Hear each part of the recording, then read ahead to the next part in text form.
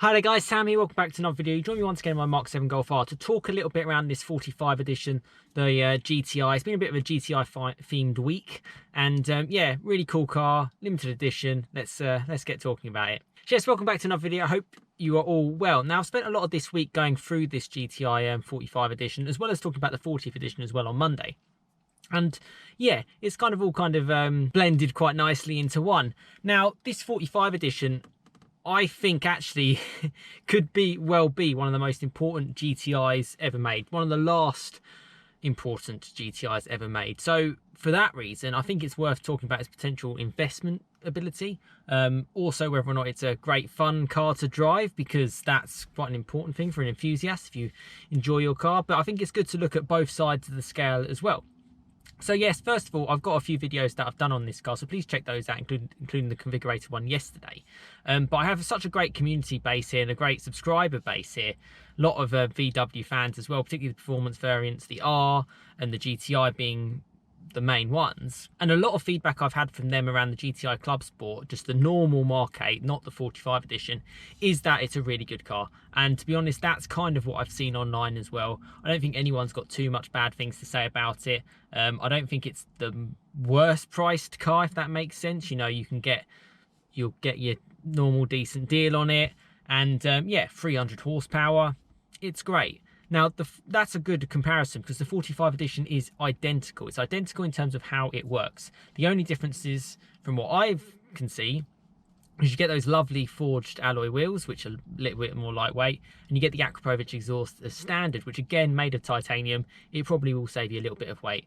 And but other than that, and a few decals on the side, it's the same car. Let's just be honest with that. I particularly like it. Its signature color in grey. I personally think that suits kind of like the Golf mentality. I think that's why I got mine, Golf R, in limestone grey. But if I was honestly going for a car like that, with GTI being red, the red stripe and the red type of theme in it, I think that special plane, I think it's called Kingsguard Red or something like that, which I explained about yesterday. I think that's the one to go for, which again, it will add a few euros to the price. And that's the next thing that I'm going to talk about, the price. So this car hasn't really been advertised too much in the UK, despite the fact that the UK is such a huge market for the car. You know, we love these GTIs. You know, I've built up a lot of my channel around this kind of content and everyone loves them. I love them. They're great. Work every day and they can be fun and they're pretty reliable as well. So it's brilliant. You build up a great community of people and fantastic, you know, win-win. I'm not too sure why they haven't made too much of a deal of it. I know we're obviously going through challenging times, but I still think it's worth putting it out there, particularly early, because, you know, it builds up the anticipation, everyone loves it, etc. But no, it's shown on the German site as I showed, and the price of it is sort of 47,000 euros. By the time you spec it, it's sort of 51,000 euros. Like for like, you're looking sort of like 46,000 pounds. So it's not exactly a cheap car. But there are advantages to that. One of them being they are limited runs. 45 editions and 40th editions, from what I've known in the past, they tend to only do a production of about a year. Funnily enough, the year of when 45 years after 1976, when the first Golf GTI came out, they'll probably sell it for a year. Probably it'll trickle into 2022, but not too much. So you've got a bit of a limited production run. And with the fact that there's issues with computer processing chips getting delivered to Mark 8s. There's obviously so many issues. We're in such an uncompromised, confusing, unstable climate at the moment for so many reasons in the car market and as well as in the world. It's just having a knock-on effect. I don't think they're going to be able to make too many of these. And this is maybe why you can't, you know, people have asked me, and the subscriber said to me, you know, he's got a bit of a delay on his Mark 8 GTI Clubsport. He asked his dealer to say, well, you know, if it's got this much of a delay, I might as well go for the 45. And they're sort of like, I've got no idea. Well, what is this car kind of thing? That's the response that they've kind of given. So they're going to be hard to come by for sure. I don't know how many units they're going to make, but would they, you know, 500 to 1,000 maybe at best? You know, it's that kind of scale, because they're going to have to cut it off eventually. You know, they can only sell so many 45 editions, hence the name 45.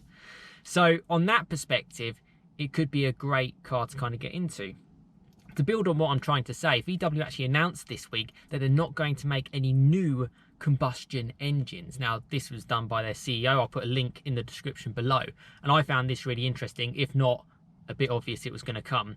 As you know, they've kind of updated these engines, these EA888 engines, which we know so well in these performance Golfs, again and again and again, revised, tweaked little bits, ECU changes here, you know, bigger turbos there, all that kind of stuff. Looks like they're not going to bother, and it makes financial sense. What's the point of investing in a whole new, brand new petrol-powered engine when countries, emission laws, everything is against it? So it just doesn't make sense. Everything's pushing in a completely different direction, so they're not going to. And eventually, what that is saying is the GTI name is either going to get sort of, I don't know what's going to happen to it, to be honest with you, in 10 years' time, if it will even exist. That's maybe even in 5 years' time. Maybe they'll speed things along, particularly to hit a lot of like 2030 deadlines here in the UK where new petrol-powered cars are not going to be sold. That makes something very, very desirable.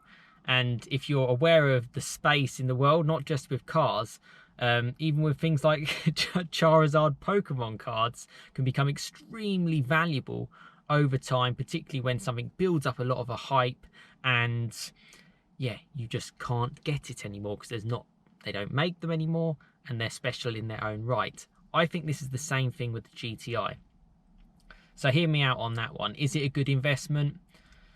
I think if you're looking to have the car for the short term, I think it probably is a good investment because I think you'll find a buyer for it. So if you have a little car to have a little run around in, I think it's a good one to go for.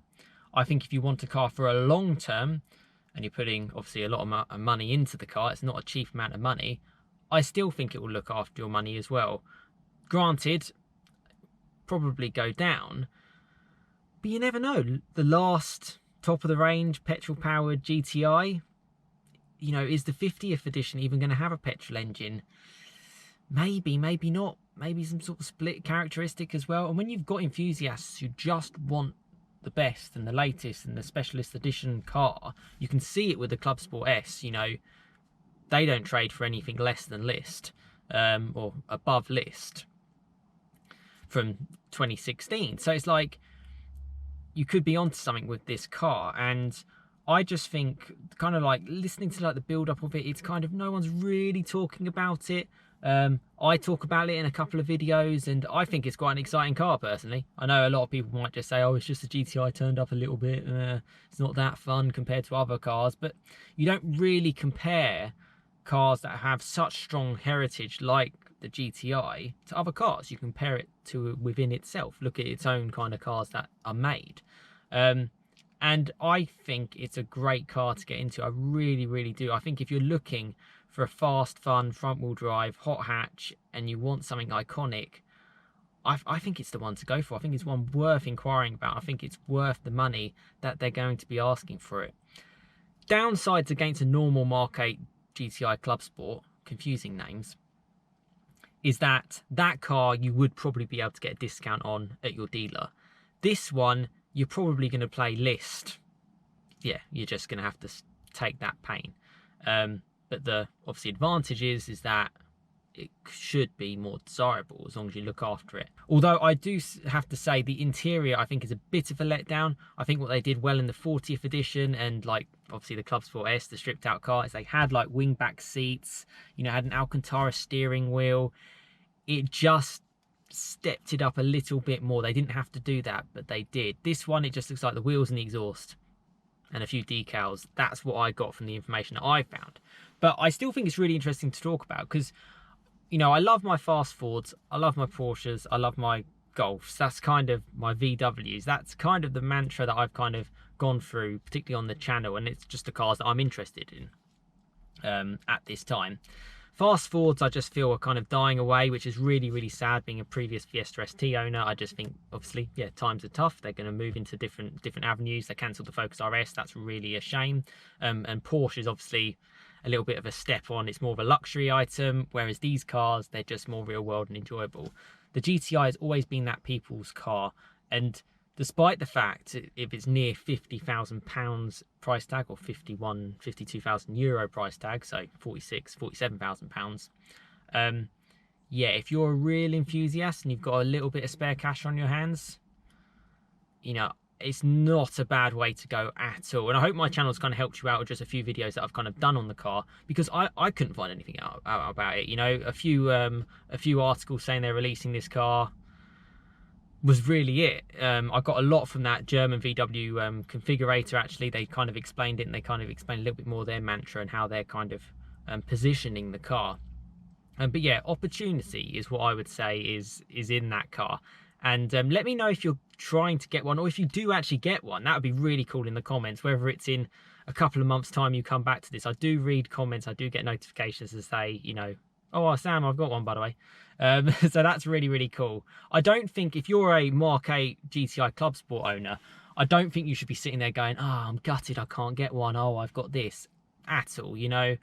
First of all, most people get their cars on finance. So you could probably, if you do manage to get yourself a slot on a 45 edition, you could probably just trade it in and sort out your finance deal within VW. The way it drives, the way it goes, it's going to be exactly the same. And I think in the car world, I'm really sad to see these kind of cars go, because they are going to go. And I think that's a big part of my channel, because I know, you know, if I'm still doing videos in 10 years time, it's going to be a completely different world, really, isn't it? Which is just crazy to think. But to summary, to kind of the title of this video, is it kind of like a good investment? You know, is that too expensive?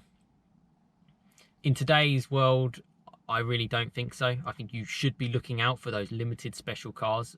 Otherwise, you're just going to watch your money just completely disappear. I'm not saying any car is a particularly good investment.